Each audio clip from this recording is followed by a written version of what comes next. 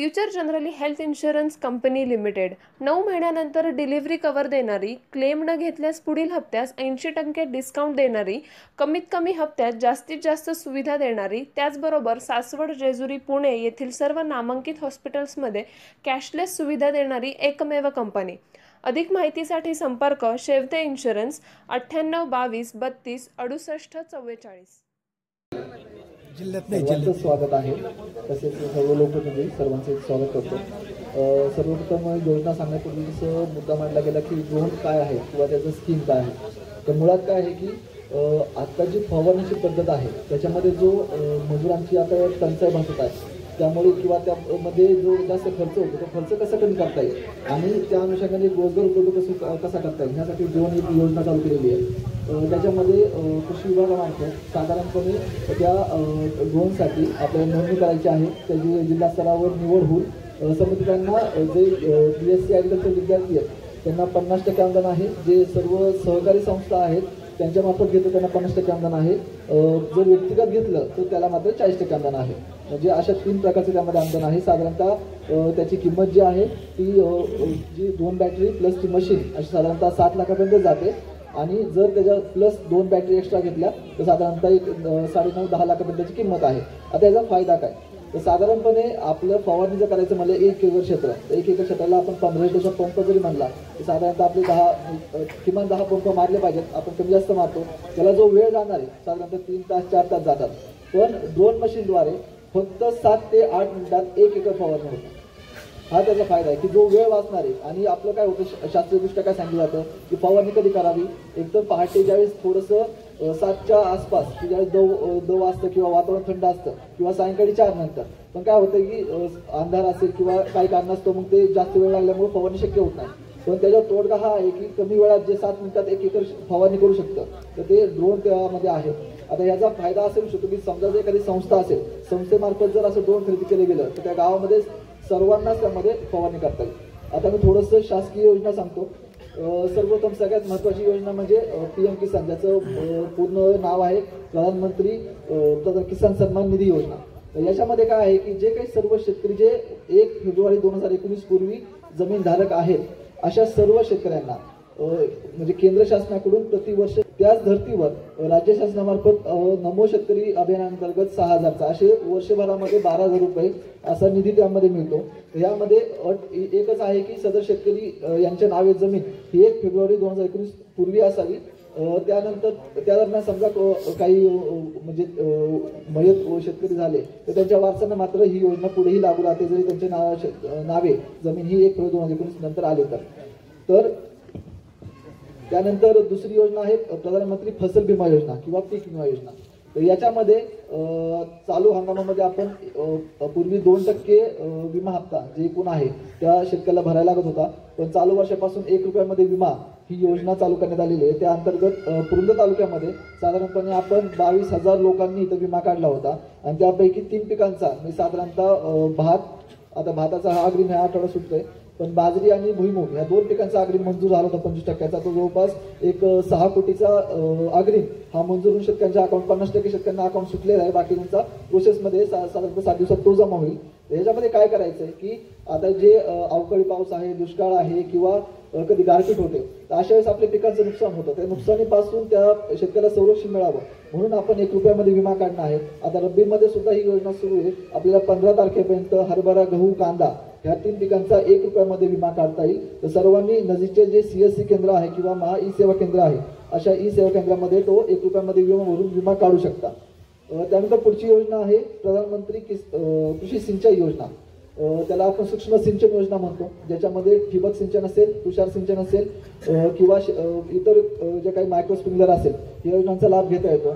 याच्यामध्ये 2 टप्पे आहेत की केंद्र आणि राज्य हिस्सा मिळून शेतकऱ्यांना जे अल्पभूधारक शेतकरी आहेत म्हणजे थोडक्यात ज्यांची जमीन ही 5 एकरच्या आत आहे त्यांना 55% व जे शेतकरी 5 एकरच्या वर आहेत त्यांना 45% असा पूर्वी तो अनुदानाचा टप्पा होता। त्याच्यामध्ये राज्य शासनाने परत टॉपअप म्हणजे अतिरिक्त अनुदान दिलेलं आहे 30%चं। म्हणजे आता तो हिस्सा जातो साधारणपणे जे काही अल्पभूधारक शेतकरी आहेत त्यांना 80% आणि जे बहुभूधारक शेतकरी आहेत ज्यांची शेती 5 एकरापेक्षा जास्त आहे अशा शेतकऱ्यांना 75% त्यामध्ये अनुदानाचं स्वरूप राहतं।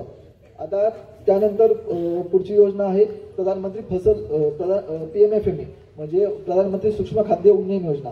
तर ही योजनेचं स्वरूप काय आहे की आता शेतकरी शेती करतो त्याबरोबरच प्रक्रिया उद्योगामध्ये सुद्धा त्याचं आता प्रयत्न चालू असतात. त्याचं उदाहरण पण आहे की आपल्या दिव्य पंचकोशीत किमान 31 ते 35 सीताफळ पॉलिप युनिट किंवा इतर सर्व फळ पिकांचे पॉलिप युनिट आहेत. तर असे जे काही नवउद्योजक आहेत किंवा ज्यांना स्वतःचा उद्योग विस्तार करायचा आहे तर अशा सर्व नवीन तसेच जे उद्योग अस्तित्वात आहेत त्यांच्या विस्तार करण्यासाठी PMFME ही स्कीम आहे. या अंतर्गत एकूण प्रकल्प किमतीच्या 35% जास्तीत जास्त 10 लाख रुपये अनुदान त्यामध्ये राहतं. डॉक्टर जाधव साहेब, मोफत बियाणं मिळतं का? मोफत खत आणि मोफत औषधे मिळतात का? ह्यामध्ये कसं असतं की आपल्याला दरवर्षी प्रकल्प सँक्शन होतात काही ठराविक, जसं प्रत्येक वर्षी काही कन्फर्म नसतं, काही वर्षी 40 होतात, काही वर्षी 50 होतात. त्या अंतर्गत जे काही प्रकल्प असतात त्यांना आपण ते बियाणं आणि त्या अनुषंगाने काही निमार्ग असेल किंवा काही जर त्या किटमध्ये समाविष्ट असेल तर खतं त्यामध्ये मिळतात. या गावांमध्ये दिलीत का? होय. जरा कुणाला बियाणं मिळालं असेल खत आणि औषध मोफत त्यांनी हातवर करा महिलांनी. ज्या महिलांना बियाणं, ज्वारीचं बी, औषध, अगर खत मिळालं असेल तर हातवर करा. करा ना मग हातवर, मोठे लांब लांब करा, नाही तर मग त्या अधिकाऱ्यांना त्रास होईल. तुम्ही नसतील मिळा, या ज्या महिला एवढेच मिळाले बाकीच्यांना पण द्या. येस. त्यांचं PMFME स्कीम सांगितल्यानंतर साधारणतः आपल्या काही इतर योजना जसं RKY म्हणजे राष्ट्रीय कृषी विकास योजना, ह्याच्या अंतर्गत आपले कृषी यांत्रिकरण, त्यानंतर शेततळे अस्त्रीकरण ह्यासारख्या आपण योजना राबवतो. आता काही त्यामध्ये स्मॅन सबमिशन म्हणजे यांत्रिकरणाची योजना आहे. यामध्ये सर्व जे शेतकरी आहेत ज्यांची जमीन ही 5 एकराची, थोडक्यात अल्पभूधारक जे शेतकरी आहेत त्यांना सर्व यंत्र अवजारांसाठी 50% अनुदान आहे आणि जे बहुभूधारक शेतकरी त्यांना 40% अनुदान आपण त्यामध्ये देय करतो. महिलांना ट्रॅक्टर घ्यायचं असेल तर कसं मिळणार तेवढं सांगा. सर्वांना महाडीबीटी पोर्टल आपण साधारणतः 2019 पासून महाराष्ट्र शासनाने चालू केलेलं होतं की ज्या काही सर्व कृषी योजना आहेत त्या सर्व आपण ऑनलाईन स्वरूपात अर्ज करणे आहे. त्याची लॉटरी ही ऑनलाईन स्वरूपात लागते आणि ऑनलाईन स्वरूपात लॉटरी लागल्यानंतर संबंधित शेतकऱ्यांना ही पूर्वसंमती दिली जाते आणि पूर्वसंमती दिल्यानंतर शेतकऱ्यांनी ते खरेदी करणं आहे. खरेदी केल्यानंतर त्याचं बिल अपलोड सिस्टीमलाच होतं आणि त्याची अनुदान परिगणना होते आणि संबंधित शेतकऱ्याच्या खात्यावर थेट डीबीटीच्या माध्यमातून सदर अनुदान हे जमा केलं जातं. जाधव साहेब, संपूर्ण महाराष्ट्रात आता दुष्काळ पसरलेला. प्रथमतः मी महाराष्ट्र शासनाचं अभिनंदन करतो आणि केंद्र शासनाचं की त्यांनी पहिले 10 तालुके अति दुष्काळग्रस्तांमध्ये पुरंदर तालुका कशात घेतलाय? त्यामध्ये अतिगंभीर स्वरूपाचा दुष्काळ म्हणून आपल्या तालुक्याला घोषित केलेला आहे. 10 आणि असे 40 तालुके घोषित झालेले. तर आता आम्ही दुष्काळग्रस्त म्हणून जाहीर झाले. तर आम्हाला काय काय कृषी खात्याच्या माध्यमातून सवलती मिळणार आहेत आणि त्याचा कशा पद्धतीने तुम्ही आमचे पंचनामे करणार आहेत? कारण का अनेक जणांची झाडं वाळून गेलीत, पिकं वाळून गेलीत, तर काय होणार आहे ते संपूर्ण शेतकरी हवालदिल झालाय. त्याची माहिती तुम्ही आम्हाला सर्वांना द्या. तर सर्वोत्तम सांगतो की साधारणतः मागील 1 महिनाभरापूर्वी महाराष्ट्र शासनाने शासन निर्णय काढला. त्याच्यामध्ये पुरंदर तालुका आणि बारामती तालुका म्हणजे हे 2 तालुके पुणे जिल्ह्यातले हे गंभीर स्वरूपाचे दुष्काळ म्हणून घोषित केला गेला. आता सदर शासन निर्णयामध्ये जे आपण अहवाल कळवला होता साधारणतः पुरंदर तालुक्यामध्ये आपण जवळपास 30,000 हेक्टर क्षेत्राचा नुकसान बाधित क्षेत्र आहे असं कळवलं होतं. त्या अनुषंगानं मी आपण सांगू इच्छितो की आजच बातमी अशी समजली आहे की केंद्राची टीम ही सोमवारी सायंकाळी आपल्या पुणे जिल्ह्यात येणार आहे आणि कदाचित मंगळवार बुधवार गुरुवार पुढचे 3 दिवस त्यांचा संयुक्त दौरा त्यामध्ये होईल. त्यामध्ये कृषी सचिव, केंद्रीय कृषी सचिव हे त्यामध्ये उपस्थित राहतील आणि त्यांच्या माध्यमातून जे आपली मेमोरेंडम गेलेला असतो राज्य शासनाकडून की एवढी ठराविक अनुदानाची रक्कम ही आवश्यक आहे, त्या रकमेच्या बाबतीत त्यांच्यामार्फत तो निर्णय घेतला जातो. तर त्याच्यामध्ये साधारणतः जो क्षेत्र आहे 3,000 हेक्टरचं जे सर्व समावेशक आहे, सरसकट आहे. त्यामध्ये कुठल्याही प्रकारचा असं नाही की जेवढं काही क्षेत्र 100% पेरणीचं आहे सर्व क्षेत्र आपण त्यामध्ये कळवलेलं आहे. त्यामुळे एकही शेतकरी किंवा एक खातेदार त्यामध्ये त्यापासून वंचित राहणार नाही. आता जो लाभ स्वरूपात दिला जाणार आहे त्यामध्ये पहिलं आहे की आपल्याला NDRF आणि SDRF चे निकष असतात.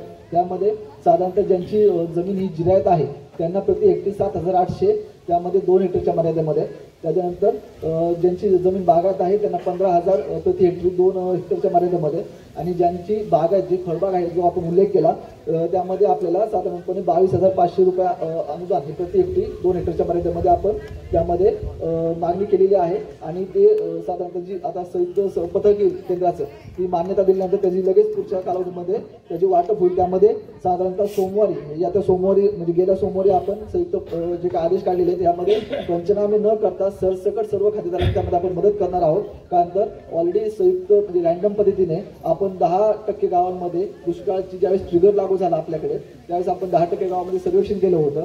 त्याच्यामध्ये ते 10% गाव सर्वेक्षण पूर्वीचा अहवाल जो आहे तो साधारणतः 50%च्या आत उत्पादकता असल्याबाबतचा अहवाल आपल्या राज्य शासनाने कळवला होता आणि त्या अहवालाच्या आधारे दुष्काळ घोषित करण्याबाबतची कारवाई झाली होती. त्याच्यामुळे पुनश्च पंचनामा हा विषय येणार नाही. आता सरसकटच याद्या बनवून सरसकट शेतकऱ्यांना त्याचा लाभ दिला जाईल. आता ही एक झालं. यामध्ये इतरही विभागांचे त्यामध्ये स्कीम जसं बँक कर्ज पुनर्गठन त्यामध्ये होईल जे दरवर्षी आपल्याला मार्च एंडला भरावं लागतं त्याचं पुनर्गठन केलं जातं. हा दुसरा त्यामध्ये दुष्काळाच्या अनुषंगाने लाभ दिला जातो. तिसरा आहे की जे कृषी पंप आहेत त्याच्यावर आपल्याला 22.5%ची थोडक्यात ते बिलच आता MSCBचे अधिकारी क्लिअर सांगू शकतील पण जी GR मध्ये आहे 22.5%चं ते 20 बिलच कमी मुळात होऊन ते शेतकऱ्यांना मिळेल. त्याच्यानंतर जे काही शिक्षणाच्या जे काही फी असतात ती फी ही माफ केली जाते. त्यामध्ये अशा जवळपास 7 ते 8 सवलती त्या दुष्काळाच्या अनुषंगाने लागू होतात. त्याच्यामध्ये मग इतर जे काही चाराचं नियोजन असेल काय असेल त्या सर्वच दुष्काळाच्या अनुषंगाने 7 ते 8 मुद्दे आहेत. त्या सर्व मुद्दे आपापला विभाग त्यामध्ये लागू करत असतात. तर ह्या सर्व योजना कृषीच्या आहेत. यामध्ये जर काही शंका असेल तर नक्की आपण विचारावी. अर्ज करावा लागेल का काय कशासाठी बरं म्हणजे दुष्काळाचे पैसे मिळण्याकरता जे आता दुष्काळ पडलाय ते तुम्ही आम्हाला नुकसान भरपाई देणार आहात. दुष्काळामध्ये तुम्ही सांगितले जिराईतला एवढे देणार, बागायतला एवढे देणार, फळबागला एवढे देणार तर त्याच्याकरता काही अर्ज शेतकऱ्याला करावा लागणार आहे का? नाही अर्ज आपल्याला लागत नाही. आपल्याला काय लागतो सगळ्या शेतकऱ्यांचा 7/12 cada क्षेत्रासाठी आणि दुसरं म्हणजे त्यांचं बँकेचं पासबुक आणि आधार कार्ड जेणेकरून त्यांचं जे काही आता शासनाचं पेमेंट असेल केंद्र किंवा राज्याचं हे सगळं आधार बेस पेमेंट होतं. त्यामुळे सगळ्यांचं आधार कार्ड आणि त्यांचं बँक पासबुक हे आपल्याला एवढं डॉक्युमेंट आमच्या खात्यात तुम्ही टाकणार. Yes sir. आणि जनावरांकरता कोण सांगणार? महसूल खातं. धन्यवाद जाधव साहेब. मी डॉक्टर अस्मिता सताळकर, पशुधन विकास अधिकारी विस्तार, पंचायत समिती पुरंदर. पशुधनासाठी केंद्र सरकारमार्फत विविध योजना राबवल्या जातात. त्यामध्ये प्रामुख्याने सध्या NLM म्हणजेच राष्ट्रीय पशुधन अभियान ही योजना राबवली जाते. त्याच्यामध्ये 4 कंपोनंट आहेत. शेळी मेंढी विकास, पोल्ट्री, त्यानंतर वैरण विकास आणि वराह पालन हे 4 महत्त्वाचे कंपोनंट आहेत. त्याचे डिटेल्स ज्यांना आवश्यक असतील तसे मी वेबसाईटवर पण अवेलेबल आहे पशुसंवर्धन विभागाच्या किंवा ते कार्यालयाला येऊन पण विचारू शकतात. ऑनलाईन अर्ज आहेत सगळ्या योजनांचे आणि त्याचा मुख्य उद्देश आहे उद्योजकता विकास. म्हणजे एखाद्या मोठ्या शेतकऱ्याने ही योजना सुरू करायची आणि त्याच्यासोबत 4-5 लहान शेतकऱ्यांना किंवा 4-5 इतर रोजगार निर्मिती करून द्यायची हा असा उद्देश आहे. बाकी लहान योजना म्हटल्या छोट्या शेतकऱ्यांसाठी म्हटलं तर राज्य शासनाच्या नाविन्यपूर्ण योजना आणि जिल्हा परिषदच्या विशेष घटकासाठीच्या अशा 10+1 शेळी गट, त्यानंतर 1000 मांसल पक्षी आणि 2 गाई किंवा 2 म्हशी वाटप अशा विविध योजना पशुसंवर्धन विभागामार्फत राबवल्या जातात. तसंच राष्ट्रीय गोकुळ मिशन ही एक मोठी योजना आहे ज्याच्यामध्ये देशी गोवंश संवर्धनासाठी ही योजना आहे किंवा मग एक्झॉटिक म्हणजे HF किंवा जर्सी याच्या पण 200 गायींचा आपण प्रकल्प करू शकतो. तसेच किसान क्रेडिट कार्ड हे ज्यांच्याकडे पशुधन आहे अशा पशुपालकांनी त्यांच्या पशुधनाच्या संगोपनासाठी म्हणजे पशुखाद्य, संतुलित पशु आहार त्यांना देण्यासाठी किमान 1,60,000 पर्यंत त्यांना कर्ज मिळू शकते अशी ही किसान क्रेडिट कार्ड योजना. अशा ह्या 3 योजना केंद्र सरकारकडनं आणि राज्य शासनाकडनं आपल्याला राबवल्या जातात पशुसंवर्धन. लंपी रोगावर काय तुम्ही उपाययोजना केल्या? लंपीचं आपलं सर्वदूर लसीकरण झालेलं आहे आणि फॉर्च्युनेटली सुदैवाने आपल्याकडे एकही लंपीची केस पुरंदरमध्ये यावर्षी सापडली नाही. आणि दुष्काळामध्ये आता चाऱ्याची व्यवस्था करता तुम्ही काय सरकारला अहवाल पाठवलेला आहे का? हो म्हणजे आपल्याकडे जे पशुधन आहे त्यांना लागणारा चारा आणि पशुसंवर्धन विभाग जिल्हा परिषद पुणे मार्फत काही बियाणं आपल्याला मिळालं होतं ते पण सर्व दवाखान्यांमार्फत शेतकऱ्यांपर्यंत पोहोचलेलं आहे. आणि मुरघास निर्मितीबाबत आपण वेळोवेळी शेतकऱ्यांना मार्गदर्शन करत असतो जेणेकरून म्हणजे ते दुष्काळाची तीव्रता परत जाणवणार नाही. आता असलेला ओला चारा जर तुम्ही मुरघास निर्मिती करून नंतर 1-1.5 महिना शेतकऱ्यांपर्यंत पशूंना दिला तर ती थोडी तीव्रता कमी होऊ शकते. सध्या आमचा आणि कृषी विभागाचा अजूनही प्रयत्न आहे की आत्ता सध्या ज्या हिरव्या पट्ट्यामध्ये पाणी जिथे उपलब्ध आहे तिथे बियाणं आणि मुरघास निर्मितीचं प्रशिक्षण दिलं तर तो दुष्काळाची तीव्रता कमी होऊ शकेल. धन्यवाद. मला सर्वांना